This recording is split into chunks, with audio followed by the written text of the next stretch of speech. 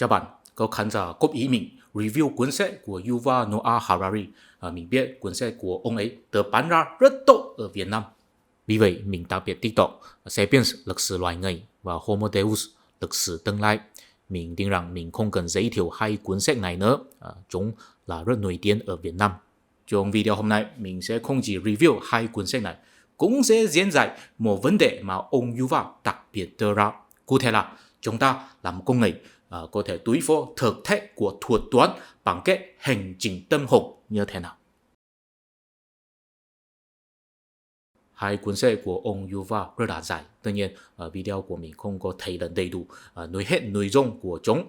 Xin để mình trực tiếp tóm lại tư tưởng cốt lõi của hai cuốn sách này. Đó là sở dĩ nhân loại có thể chiến thắng các loài động vật, trở thành chủ nhân của trái đất. Không phải là cơ thể của nhân loại là khỏe mạnh nhất. Ví dụ sư tử và con hổ đều khỏe mạnh hơn nhân loại. Cũng không phải là vì nhân loại là thông minh nhất. Ví dụ năng lực não bộ của người Neanderthal là lớn hơn nhân loại. Mà là vì nhân loại có thể từng ra một số quy tắc, là mỗi người đều tuân theo quy tắc. Vì vậy có thể tạo nên một tổ chức có bao gồm nhiều người. Vì vậy có thể chiến thắng các loài động vật mà không thể tổ chức nhiều đồng loại như thế. Trong cuốn sách của ông Yuval có đặc biệt nêu ra rằng đa số động vật nhiều nhất chỉ có thể tạo nên một tập đoàn có 150 con, còn tập đoàn của nhân loại có thể nhiều hơn 150 con người. Đó là ưu thế lớn nhất của nhân loại. Cụ thể là năng lực hư cấu trật tự. Trong tư tưởng của ông Yuval, trật tự hư cấu có bao gồm nhiều loại, không hẳn là tôn giáo, cũng bao gồm sự phân biệt của nhà vua và người dân. Tiền tệ cũng là một loại trật tự hư cấu. Nhân loại tin rằng mình có thể sử dụng tiền tệ để trao đổi sản phẩm trong xã hội nhân loại. Nếu nhân loại không tin thì tiền tệ hoàn toàn vô dụng. Hệ chữ viết cũng là một loại trật tự hư cấu. Nhân loại sáng tạo ra các loại ký hiệu để biểu đạt mình nói gì và các loại sự vật. Các loại ý thức hệ cũng là trật tự hư cấu. Chủ nghĩa xã hội, chủ nghĩa tự do và các loại chủ nghĩa đều là nhân loại hư cấu ra. Nhân loại tự身nếu đi theo một chủ nghĩa nào đó thì sẽ tạo nên một xã hội nào đấy. Sở dĩ nhân loại hư cấu trật tự là vì muốn làm tiền cho cuộc sống hay giải quyết vấn đề. Ví dụ việc hư cấu tiền tệ là vì muốn làm tiền cho sự giao dịch. Việc hư cấu tôn giáo là vì muốn tạo hòa bình trong nhiều ngày. Vì trật tự của nhân loại là nhân loại tự hư cấu, không nhất định phản ánh chân thật. Khi có vấn đề mới xảy ra hay hoàn cảnh thay đổi thì nhân loại phải hư cấu ra trật tự mới thay thế trật tự cũ. Đó là vì sao văn minh nhân loại luôn luôn diễn hóa. Có lẽ không có nhiều người biết sở dĩ ông Yuval viết ra sách lịch sử loài người và lịch sử tương lai. Thật ra đó là từ cây hấn về sách sống, vi trùng và thép. Và tư tưởng cốt lõi của sách này chính là cho rằng các sự diễn hóa của nhân loại là ngẫu nhiên. Không có dân tộc hay quốc gia nào nhất định có thể diễn hóa ra kỹ thuật tốt hơn hay văn minh rực rỡ hơn. Nhưng mà chúng ta có thể phát hiện một thực tế là nhóm người mà có tiếp xúc thông tin nhiều hơn hay có gặp vấn đề nhiều hơn thì sẽ có sự diễn hóa nhiều hơn. Ví dụ tại sao người châu Âu có thể chinh phục người châu Mỹ? Tại vì châu Âu liên kết châu Á, người châu Âu từng có gặp nhiều vi trùng, cho nên có diễn hóa ra cơ thể mà miễn dịch nhiều vi trùng. Còn người châu Mỹ thì không có, cho nên khi người châu Âu đi tới châu Mỹ, vi trùng mà người châu Âu mang lại sát hại 90% dân số của người châu Mỹ. Trong tư tưởng của ông Yuval, ông ấy lấy thực tế này phát triển ra một đạo lý mới, đó là sự diễn hóa là một thuật toán. Và trong tương lai, sự diễn hóa của nhân loại sẽ bị thực thể bởi sự diễn hóa của máy tính. Thuật toán là phiên dịch của algorithm, nó có nghĩa là một tập hợp hữu hạn các hướng dẫn được xác định rõ ràng để giải quyết một lập vấn đề hoặc để thực hiện một phép tính. Mình tin rằng đối với đa số người, định nghĩa như vậy là làm người ta hiểu lầm, cho nên xin để mình định nghĩa thuật toán một cách rõ ràng hơn. Thuật toán là một cơ chế phản hồi. Mỗi khi phản hồi sẽ tạo nên một mệnh lệnh hướng dẫn. Miễn là cái mà có cơ chế phản hồi như vậy thì đều được coi là thuật toán.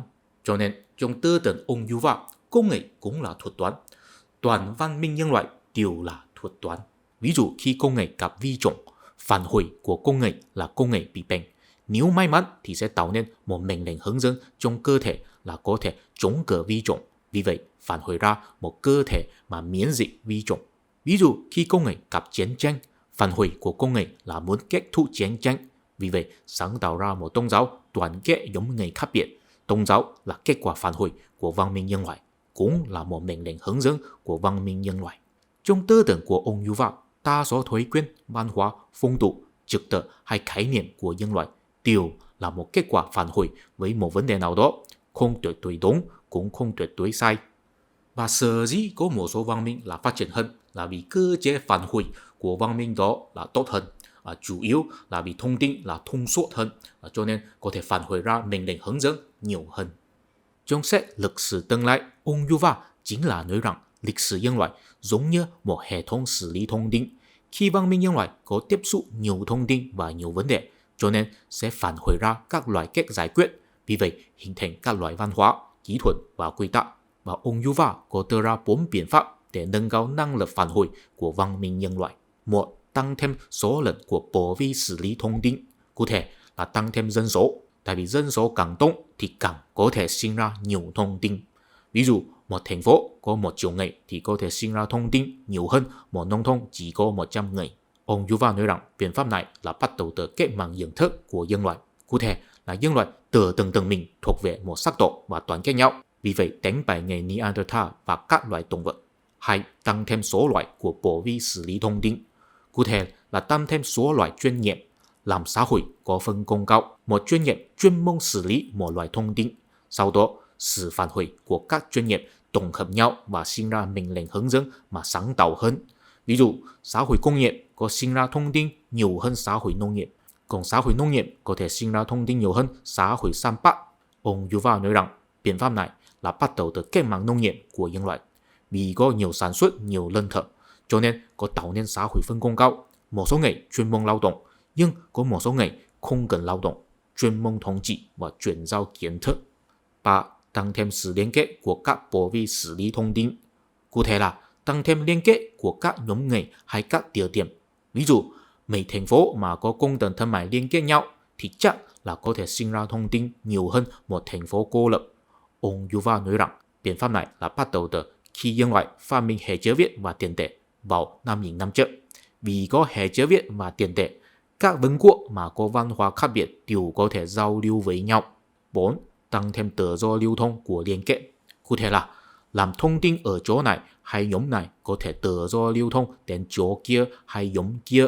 Ví dụ, có mấy thành phố tuy có làm thương mại với nhau, nhưng trên đường luôn luôn có người cấp hay hải quân có lấy thuế nhiều, thì đó sẽ tổn thương sự giao lưu thông tin của các thành phố. Ông Yuval nói rằng biện pháp này là bắt đầu từ cách mạng khoa học vào 600 năm trước, khi nhân loại chấp nhận rằng không có cái nào có thể ngăn cản sự phát triển của khoa học và sự tiến bộ của xã hội nhân loại. Nói đơn giản là sự gìn giữ truyền thống không được coi là nguyên tắc tuyệt đối nữa. Thưa quý vị, tại vì ông Yuval thấy văn minh nhân loại tương tự với một thuật toán. Ưu thế của sự diễn hóa của văn minh nhân loại là có thể phát huy cơ chế phản hồi thông tin và vấn đề đến mức tối cao. Sự phát triển văn minh là bằng với sự phát triển cơ chế phản hồi. Bản thân công nghệ cũng là một cơ chế phản hồi. Tuy nhiên, trong ngôn ngữ của ông Yuval là nói rằng công nghệ cũng là một thuật toán. Ông ấy sẽ không sử dụng cơ chế phản hồi. Và ông Yuval đặc biệt nêu ra một vấn đề là bản thân ông ấy cũng không biết làm thế nào để giải quyết. Đó là nhân loại đã phát minh ra một cơ chế phản hồi mà có hiệu quả hơn nhân loại. Đó chính là thuật toán AI. Khi AI tiếp xúc vấn đề và thông tin, AI cũng sẽ phản hồi ra một kết quả. Sau đó xem xét kết quả mà mình phản hồi. Sau đó dần dần tự học tập. Có thể tự chế tạo các loại mệnh lệnh hướng dẫn cải thiện mình. Sở dĩ ông Yuval thấy thuật toán AI là một thử thách lớn cho nhân loại, không chỉ đơn giản là AI có thể thay thế nhiều công việc của nhân loại, mà là cũng bao gồm AI sẽ thử thách nhận thức của nhân loại đối với bản thân mình và văn minh hiện đại. Theo ông Yuval, văn minh hiện đại là đi theo chủ nghĩa nhân văn, có nghĩa là nhân tính đã thay thế thần linh. Nhân loại không cần phục vụ thần linh, cũng không cần nghe theo thần linh. Sự hạnh phúc nhân loại là mục đích cuối cùng. Nhân loại tự nghe theo nội tâm và lý tin của mình để xem xét cái đúng, cái sai. Và chủ nghĩa hiện đại là được sinh ra trong quá trình của cách mạng khoa học.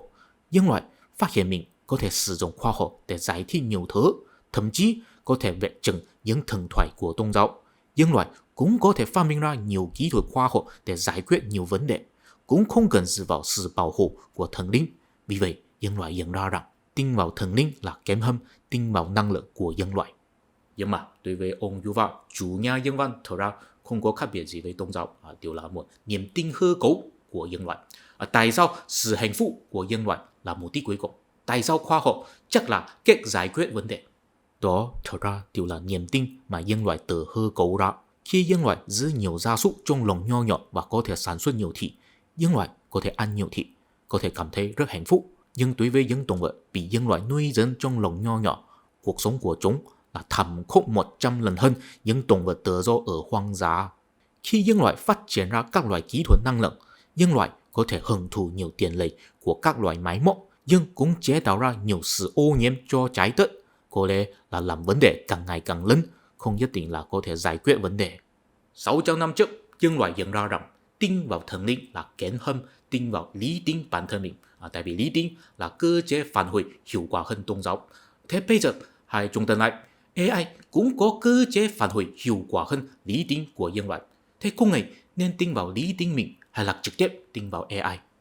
Ông Yuval chính là có đưa ra một ví dụ là trong tương lai, nếu mỗi ngày đều có một AI cá nhân, nó sẽ quan sát mỗi email, hành khẩu, công việc và mỗi chi tiết lịch sử của cá nhân, thì nó sẽ hiểu biết cá nhân nhiều hơn cá nhân hiểu biết bản thân mình. Nó sẽ phân tích mỗi phán đoán và kết quả tương ứng của cá nhân, thì nó sẽ hiểu biết tỷ lệ thành công của mỗi quyết định của cá nhân. Đến khi đó, cá nhân có thể là sẽ bỏ qua làm quyết định cho bản thân mình, mà là trực tiếp nghe theo tất cả sự góp ý của AI. Nếu đa số ngày đều là vậy, thì chủ nhà nhân văn của hiện đại đã biến thành chủ nghĩa AI rồi. Con người sẽ đánh mất ý thức độc lập. Đó chính là vấn đề mà ông Yuval lo lắng nhất. Hình như ông Yuval không thích AI nhiều lắm. Ông ấy vẫn kiên trì không sử dụng điện thoại thông minh, không sử dụng smartphone. Thưa quý vị, nơi đến đây, thật ra mình đã tóm lại hầu hết ý thức vấn đề và tư tưởng cốt lõi của ông Yuval rồi. Chỉ còn một vấn đề nữa thôi, đó là khoảng cách giàu nghèo trong tương lai sẽ lớn đến mức là kinh khủng lắm. Ông Yuval có nói, tùy theo càng ngày càng nhiều kỹ thuật mới xuất hiện, thì những người giàu có thì có điều kiện sử dụng những kỹ thuật mới, còn những người nghèo thì không có. Cho nên trong tương lai, khoảng cách giàu nghèo không chỉ là nằm trong khoảng cách của cải, mà là khoảng cách kỹ thuật. Ví dụ mà ông Yuval thường nêu ra chính là kỹ thuật chỉnh sửa hệ gen. Ví dụ hệ gen của người giàu có được chỉnh sửa thành cao hơn và thông minh hơn, thậm chí ít khả năng bị bệnh hơn. Nhưng mà mình thấy tình hình như vậy không cần lo lắng nhiều lắm, tại vì chủ nghĩa tư bản có xu hướng phổ cấp hóa kỹ thuật để mở rộng thị trường. Ví dụ trong thập kỷ 90, chỉ có người giàu có mới sẽ mua điện thoại di động, nhưng sau mấy năm thì đa số người đều có điều kiện mua được rồi. Mấy năm nữa thì mỗi người đều mua được rồi. Chủ nghĩa tư bản sẽ kích thích doanh nghiệp làm mỗi người đều đủ điều kiện sử dụng kỹ thuật mới, tại vì đó có thể tối đa hóa lợi nhuận. Nói đơn giản là nếu trong tương lai dù nhân loại có thể chỉnh sửa hệ gen, mình tin rằng đa số người đều sẽ đủ điều kiện đi làm. Nhưng mà mình cũng tin rằng thuật toán AI sẽ tạo nên một khoảng cách kỹ năng giữa giống người trong tương lai. Cụ thể là có giống người là luôn luôn đi theo sự góp ý của AI, cũng có giống người khác khó đi theo. Bản chất AI là một thuật toán, bản chất của thuật toán là một cơ chế phản hồi. Một cơ chế phản hồi phải phát huy chức năng, đầu tiên phải có input và output, cụ thể là có thông tin được đầu vào trước, sau đó mới có một kết quả xử lý thông tin được đầu ra. Vì vậy, dần dần hình thành nhiều mệnh lệnh hướng dẫn trong AI, và tập hợp của các mệnh lệnh hướng dẫn của AI sẽ quyết định AI tính toán như thế nào. Và sở dĩ AI là mạnh hơn con người là vì AI có thể xử lý thông tin nhiều hơn con người. Thế bây giờ xin bạn tưởng tượng một chút, khi AI sưu tập các loại thông tin của mỗi người, thì có khả năng là sẽ xuất hiện một nhóm người là dễ tự phân tích, tại vì logic hành động của họ là không có khác biệt gì nhiều lắm với đại đa số người. AI đã có lấy được rất nhiều vận mẫu rồi, đã có xử lý nhiều thông tin tương tự như vậy rồi, đã hình thành nhiều mệnh lệnh hướng dẫn cố định rồi, cho nên dễ hơn phân tích và tính toán, cũng dễ hơn đưa ra góp ý cho những người như vậy. Nhưng cũng có khả năng là sẽ xuất hiện một nhóm người là rất khó tự phân tích, tại vì logic hành động của họ là rất khác biệt với đại đa số người. Họ là vận mẫu bất thường trong cơ sở dữ liệu của AI. AI khó hơn thiết kế ra hướng dẫn mệnh lệnh để phân tích và tính toán họ. Tuy nhiên, cũng khó hơn đưa ra góp ý cho họ. Thế theo xác suất, những người bình thường thì có khả năng cao là phụ thuộc vào sự góp ý của AI, và những người bất thường thì có khả năng cao là không phụ thuộc vào. Tại vì AI rất khó đưa ra góp ý hợp lý cho họ, tại vì AI không biết logic hành động của họ, vì vậy họ cũng có khả năng cao là gìn giữ ý thức độc lập. Thưa quý vị, mình phải nói rõ một điều chất, nhóm người bất thường mà mình nêu ra ở trên là đặc biệt chỉ những người khó bị phân tích bởi AI, không phải là những người bên lề trong xã hội, hay là có bệnh tinh thần, hay là đặc biệt thông minh, hay là các loại nhóm thiểu số trong xã hội, mà là đặc biệt chỉ những người có tâm hồn phong phú. Trong một lần phỏng vấn của ông Yuval, nhà báo hỏi ông Yuval tại sao không sử dụng smartphone. Ông Yuval trả lời rằng những người có đặc quyền mới có tư cách không sử dụng smartphone. Những người sử dụng smartphone có nghĩa là phải làm việc cho người ta. Ông ấy cũng nói rằng sự chú ý của người ta luôn luôn bị thu hút bởi thông tin trên mạng, sau đó bị sưu tập thành dữ liệu và bán cho doanh nghiệp. Ông ấy nỗ lực làm mình có thể tập trung trong cái mà mình muốn, không bị phân tâm. Cũng có trong một lần phỏng vấn khác, ông Yuval có nói rằng mình có làm thiền 2 tiếng đồng hồ mỗi ngày và cố gắng thiết lập chương trình của riêng mình và không cho phép công nghiệp thiết lập chương trình cho mình. Sự chú ý, sự làm thiền, sự thiết lập chương trình cho mình xin để mình diễn giải ý tưởng của ông Yuval một cách sâu sắc hơn. Tuy nhiên, trong sự diễn giải của mình không nhất định là hoàn toàn phù hợp với ý tưởng cá nhân của ông Yuval, mà là có bao gồm ý tưởng cá nhân mình. Đầu tiên, nếu chúng ta chấp nhận một tiền đề là công nghệ và AI đều được coi là một thuật toán, tính tình công nghệ và thuật toán của AI đều là hình thành trong quá trình phản hồi các loại thông tin. Thế chúng ta cũng có thể phát hiện tính tình công nghệ có một sự khác biệt với thuật toán của AI. Có lẽ sẽ có nhiều người sẽ nói rằng đó là tình cảm của công nghệ. Nhưng xin để mình cân nhắc một điều là tình cảm công nghệ cũng là có quy luật, không phải hoàn toàn vô quy luật. Chúng ta sẽ ghét ai hay thích ai. Nếu có sưu tập thông tin đầy đủ thì AI cũng có thể phân tích và dự toán, giống như những thuật toán trong app hẹn hò. AI có thể học tập chủ nhân sẽ thích người yêu kiểu nào, cho nên có thể đề xuất đối tượng hẹn hò cho chủ nhân. Nhưng mà tính tình của công nghệ có một điều là AI không thể có, hay là nơi developer của AI sẽ không cho nó có. Đó là tính tự mâu thuẫn. Đúng rồi, nhân loại là một động vật luôn luôn tự mâu thuẫn. Không có nhiều học giả đã có đưa ra nhiều giả thuyết để giải thích tại sao công nghệ luôn luôn tự mâu thuẫn. Ví dụ theo giả thuyết của Sigmund Freud, nhân tính có cái nó, cái tôi và cái siêu tôi. Cái nó là bản năng sinh vật của công nghệ, cái tôi là ý thức hiện thực của công nghệ, cái siêu tôi là lý tưởng của công nghệ. Ba cái này luôn luôn mâu thuẫn với nhau một cách vô ý thức. Ví dụ trên lý tưởng tôi chỉ muốn một người yêu, nhưng đó không phù hợp với bản năng sinh vật của tôi, vì vậy tôi cảm thấy đau khổ. Cũng có giả thuyết của Jean-Paul Sartre, nhân tính là khao khát tự do, hy vọng mình có thể tự quyết định số phận của mình. Nhưng nhân tính cũng sẽ sợ hãi tự do hoàn toàn, hy vọng trên thế giới này có một kế hoạch dự định cho mình, để mình có một phương hướng phấn đấu, hy vọng cuộc sống mình có một ý nghĩa nào đó. Cũng có giả thuyết của vô số tôn giáo nói đơn giản là nhân tính có tính thiện và tính ác, hai tính này luôn luôn đấu tranh nhau trong nội tâm, cho nên làm công nghệ tự mâu thuẫn. Mục đích của mình không phải là giải thích tính tự mâu thuẫn của nhân loại, mà là phải nêu ra một điều là chính là vì nhân tính là tự mâu thuẫn, vì vậy thuật toán trong đầu óc hay nội tâm của công nghệ là khác biệt với AI. Nếu thuật toán của AI là tự mâu thuẫn thì là bộ AI có sai sót. Nhưng tính tự mâu thuẫn của nhân loại thì có thể làm công nghệ phát triển ra tâm hồn phong phú. Thưa quý vị, tính tự mâu thuẫn tất nhiên là một trong những nguồn gốc của sự đau khổ trong nội tâm của nhân loại. Khi nội tâm của người ta không tự nhiên bình, có một số người sẽ giải quyết bằng cách vật chất hay trực tiếp phớt lờ. Nhưng cũng có một số người sẽ triển khai một hành trình của tâm hồn. Trong cuốn sách của ông Yuval, ông ấy có đặc biệt nêu ra một vấn đề rằng có nhiều người thường hiểu lầm hành trình của tâm hồn với tôn giáo. Mục đích của tôn giáo là tạo nên một trật tự. Khi con người quyết định đi theo một tôn giáo, có nghĩa là sẽ tuân theo một số nguyên tắc, nhưng đó không nhất định sẽ giải quyết sự lo âu trong nội tâm. Vì vậy, hành trình của tâm hồn sẽ không kết thúc, vẫn cảm thấy mình chưa tìm thấy điểm cuối. Trong nội tâm vẫn có nhiều vấn đề chờ giải đáp. Trong ý định của ông Yuval, hành trình tâm hồn như vậy chính là một động lực khiến nhân loại sáng tạo ra tôn giáo mới hay là hư cấu các loại trật tự. Thế bây giờ nếu chúng ta chấp nhận một điều là một con người bị mâu thuẫn trong nội tâm cho nên triển khai một hành trình tâm hồn, thì dù bằng cách nào, dù có tìm thấy điểm cuối hay không, hành trình tâm hồn của người đó chắc là rất điên tơ. Vì mâu thuẫn mà người đó muốn giải quyết là trong nội tâm của chính mình. Vì vậy tùy theo hành trình càng đi sâu, chúng ta có thể suy đoán có 3 khả năng. Một là người đó sẽ nhìn thấy càng nhiều mặt ẩn sâu trong nội tâm, hay là người đó sẽ nhìn thấy càng nhiều mặt đa dạng trong nội tâm. Ba là vừa nhìn thấy mặt ẩn sâu, vừa nhìn thấy mặt đa dạng.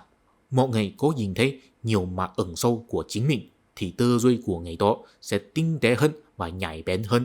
Có khả năng cao là khiến AI khó phân tích người đó trên chiều sâu, tức là AI khó tính toán được nơi ẩn sâu của người đó. Một người có nhìn thấy nhiều mặt đa dạng của chính mình thì tư duy của người đó sẽ rộng rãi và phức tạp hơn.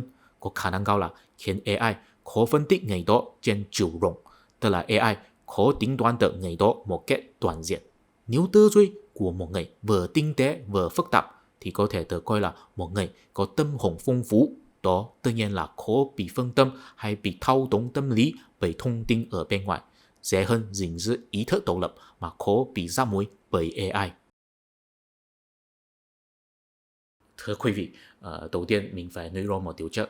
Một người có tâm hồn phong phú sẽ khó hơn bị giáp mối bởi AI. Đó là điều tất nhiên. Nhưng mà mục đích của hành trình tâm hồn không phải là để tránh bị giáp mối bởi AI. Sở dĩ một người triển khai hành trình tâm hồn là vì cảm thấy mâu thuẫn trong nội tâm. Đó là một phản ứng tự nhiên, không có mang mục đích cụ thể. Nếu một người không có cảm thấy mâu thuẫn trong nội tâm mà cứ miễn cưỡng triển khai hành trình tâm hồn thì cũng là vô nghĩa. Giống như một con người không đói mà cứ tìm đồ ăn, vô nghĩa. Cũng có một điều là một người có tâm hồn phong phú không nhất định là một người vui vẻ, hay là luôn luôn có thể self-help, thậm chí có thể là một người rất đau khổ. Ví dụ có một câu đùa rằng bạn muốn làm một con heo hạnh phúc hay là một nhà chế hộ không mãn nguyện. Tương tự với đạo lý này, không phải là mỗi người đều không muốn bị AI giáp mối. Có lẽ là có thể để AI làm tất cả quyết định cho mình. Đó là một chuyện rất hạnh phúc. Ok, thế nếu muốn giải quyết mâu thuẫn trong nội tâm mình thì có biện pháp gì? Có nhiều lắm, một người một kiểu. Ví dụ ông Yuval là làm thiện, nhưng mà chúng ta vẫn có thể tóm lại một cách chung chung. Đó là giống như con người hư cấu trật tự hay phát hiện trật tự. Khi con người cảm thấy mâu thuẫn trong nội tâm là vì cảm thấy nội tâm không có một trật tự để mình nghiêm bình, dù là có ý thức hay vô ý thức. Khi con người hư cấu trật tự trên xã hội hay khi con người phát hiện trật tự thiên nhiên trên khoa học, đều là dựa trên hai nguyên tắc. Một là nguyên tắc liên quan, cụ thể là A có quan hệ gì với B, là đồng loại hay là có một tính chất giống nhau. Dựa trên đó, con người có thể phân loại và cấu trúc mô hình. Hai là nguyên tắc nhân quả, cụ thể là A tạo nên B hay B tạo nên A. Dựa trên đó, con người có thể sắp xếp lại từng thời gian hay chuỗi nhân quả. Dựa trên nguyên tắc liên quan và nguyên tắc nhân quả, con người có thể tạo trật tự trong nội tâm mình. Biện pháp cụ thể là làm ý thức của mình có quan hệ nhân quả và tầng lớp. Chúng ta có thể phát hiện có nhiều tôn giáo và chủ nghĩa đều có biện pháp tương tự. Ví dụ Phật giáo có nói rằng con người có 8 ý thức, một ý thức là một tầng lớp trên có thể ảnh hưởng tầng lớp dưới. Con người có thể tập trung vào ý thức trên để thay đổi ý thức dưới. Ví dụ tập trung vào tư tưởng để thay đổi cảm giác. Ví dụ trên tư tưởng bảo cho mình rằng đừng ăn quá nhiều thì mình sẽ cảm giác không ngon nếu ăn quá nhiều. Hay là ngược lại cũng được. Ví dụ tập trung vào mùi miệng ăn, đó sẽ làm tư tưởng cảm thấy hương vị món ăn một cách tinh tế hơn. Kitô giáo cũng có, ví dụ niềm tin vào Thượng Đế là ý thức tối cao. Con người nên lấy niềm tin vào Thượng Đế để chiến thắng các ý thức tội ác trong nội tâm. Triết học cũng có, ví dụ Max Scheler có phân loại 4 ý thức. Ý thức theo dõi sự thiên nhiên là ý thức cấp cao nhất.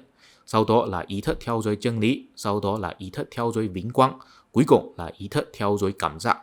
Thế bây giờ chúng ta có thể làm rõ hơn nữa, hành trình tâm hồn của con người chính là một quá trình là nhìn thấy những ý thức ẩn sâu của chính mình một cách hứng sâu và nhìn thấy những ý thức đa dạng của chính mình một cách mở rộng, sau đó tạo trật tự cho những ý thức ẩn sâu và đa dạng để giải quyết sự mâu thuẫn trong nội tâm. Tuy nhiên, có lẽ là đã tạo trật tự rồi nhưng vẫn không thể giải quyết mâu thuẫn. hay là vẫn không thể cảm thấy nghiêm bình, nhưng ý nghĩa là có thể trở thành một người có tâm hồn phong phú. Thưa quý vị, nếu trong tương lai kỹ thuật AI có thể phổ biến đến mức là mỗi ngày làm quyết định thì ít hay nhiều đều phải dựa vào sự góp ý của AI, thì chúng ta có thể suy đoán rằng những người có tâm hồn phong phú không chỉ khó hơn bị AI phân tích và tính toán, họ cũng có khả năng cao hơn là có thể tận dụng AI một cách hiệu quả hơn. Các bạn có biết Netflix không? Netflix cung cấp dịch vụ chuyển dữ liệu video theo yêu cầu trên toàn cầu. 80% tiêu thụ trên dịch vụ video là đến từ các đề xuất của AI. Đa số quyết định và thay đổi của công ty không phải là dựa trên quan điểm của nhân viên, mà là dựa vào dữ liệu của AI. Đối với họ, dữ liệu là khách quan và không bị tình cảm ảnh hưởng, cho nên rất đáng tin cậy. Nhưng mà đến năm 2020, Netflix bắt đầu thiết lập một nhóm biên tập sáng tạo có người chuyên môn chỉ đạo AI làm thế nào để đề xuất video. Không chỉ là Netflix, Facebook và YouTube cũng có làm thử mang nhân tính vào thuật toán. Cụ thể là thuê người chuyên môn chỉ đạo AI làm thế nào để đề xuất. Tại sao phải phiền phức thế? Đáp án tất nhiên là có người phản ứng rằng thuật toán AI chỉ biết đề xuất những nội dung dung tục có phù hợp với khẩu vị của đại đa số, không biết đề xuất những nội dung có thể làm người cảm thấy tuyệt vời và bất ngờ. Thế những Big Tech, Netflix, Facebook và YouTube là thuê ai chỉ đạo AI đề xuất nội dung? Đúng rồi đó, tất nhiên là những người biết thưởng thức những nội dung vĩ đại, nhưng họ tất nhiên là nhóm thiểu số trong xã hội, cũng là vật mẫu bất thường trong cơ sở dữ liệu của AI. Thế có một vấn đề, họ là người thiểu số trong xã hội, nội dung mà họ muốn AI đề xuất tất nhiên là tác phẩm mà ít người quan tâm. Thế họ là làm công ty kiếm tiền nhiều hơn hay là kiếm tiền ít hơn? Bây giờ chúng ta chưa biết sau những Big Tech có thuê ngành chuyên môn để nâng cao gu thẩm mỹ của AI rồi thì kết quả thu nhập là sao? Có lẽ là họ phát hiện rằng hoàn toàn tùy theo gu thẩm mỹ của đại đa số người mới là biện pháp kiếm tiền nhiều hơn. Nếu vậy thì dù sao AI sẽ mãi mãi là một công cụ chỉ biết phân tích tính tình của đại đa số người. Thế những người có tâm hồn phong phú mà khó thỏa mãn với nội dung đề xuất của AI thì họ nên có một tư duy khác biệt. Đó là không nên dựa vào AI để tìm thấy những nội dung tinh vi mà phù hợp với gu thẩm mỹ của họ, mà là phải tận dụng AI để hiểu biết tính tình của đại đa số người, sau đó có thể lợi dụng đại đa số người lấy được nhiều lợi ích. Tất nhiên, bây giờ ta có một số người bắt đầu làm rồi. Ví dụ bây giờ có nhiều kênh YouTube tiếng Trung. Tên kênh là Bản Thân Thân ở Trung Quốc. Tiêu đề luôn luôn là sau trên cái cơ thể bị nhập vào, cảm giác chân thở của thụ nữ, hay là bỗng nhiên bị người đáy, cảm giác chân thở của thụ nữ. Sau khi bấm vào đó là một AI nói chuyện, video cũng không liên quan đến nội dung. Mỗi ngày ra một video, mỗi video ít nhất nhiều hơn 1.000 view, thậm chí có chế độ hội viên. Phí hội viên cũng cao hơn mình. Và địa điểm của kênh này là Malaysia. Mình tin rằng chủ kênh như vậy chắc chắn là một người có tâm hồn phong phú. Nếu không thì không có khả năng có nhiều cảm giác chân thật về chuyện ấy.